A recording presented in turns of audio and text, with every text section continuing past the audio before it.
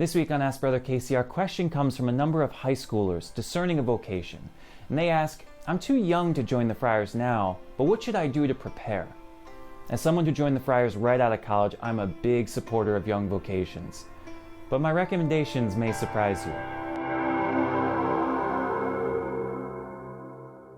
As far as I'm concerned, you're never too young to begin discerning a vocation to religious life or the priesthood. Some people know at a very young age that they want to be a doctor, a police officer, or even astronaut. So why not a sister or brother in a religious order? Just because a 16-year-old can't fully know what all of these things entail doesn't mean that there aren't age-appropriate questions or steps to follow. For me, there are 3 things that you can and should do before entering religious life.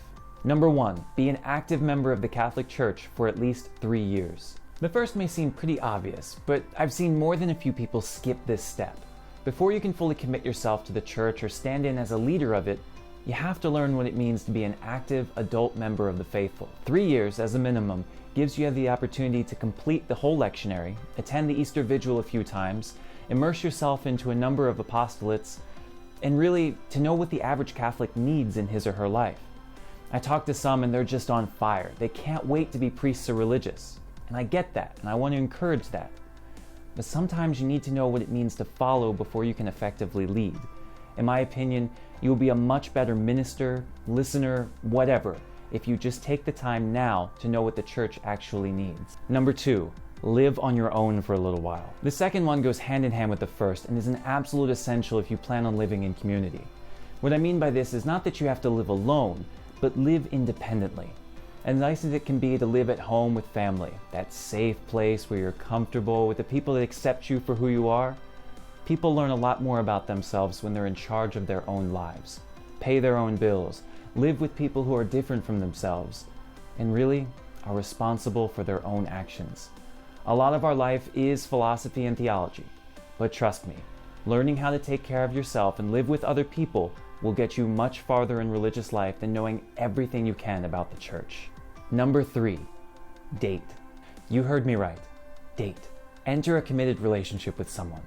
This may sound ridiculous, even counterintuitive, but there may not be a more important prerequisite in my book. From a shallow perspective, it's simply a matter of knowing what you're saying no to. You don't want to be in this life 10 years from now dealing with feelings you never knew you had.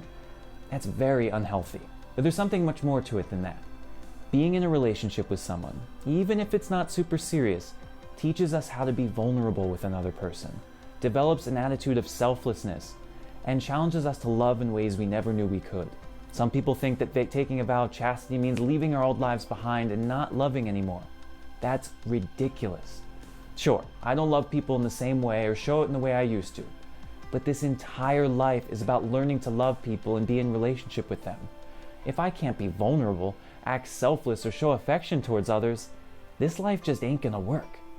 For me, dating was critical to my emotional development, and I strongly recommend it before anyone considers religious life.